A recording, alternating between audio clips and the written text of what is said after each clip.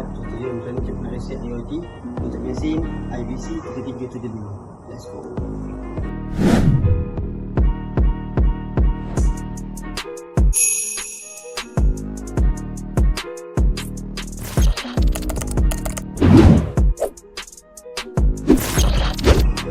Untuk step yang pertamanya, kita tunjuk macam mana kita nak buat untuk IoT reset.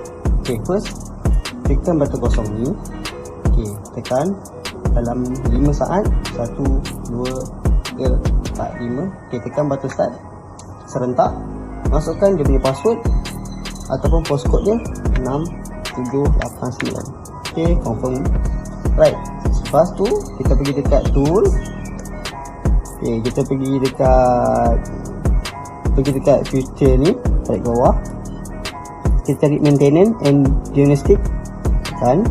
Okay, kita cari internalize NVM, tekan je. Lepas tu kita pergi dekat IoT, tekan start. Alright, tekan je yes. Mesin pun dah bunyi, confirm kan. Okay, close. Okay, tekan easy clear lock, tekan yes. Mesin automatic akan restart semula.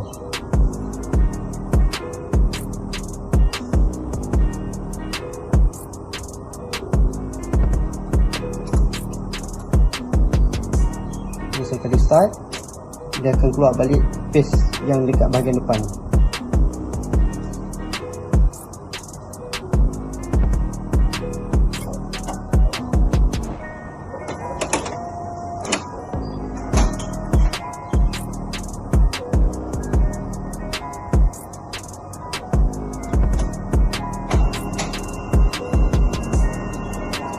Okay, mesin dah hidup, dah restart.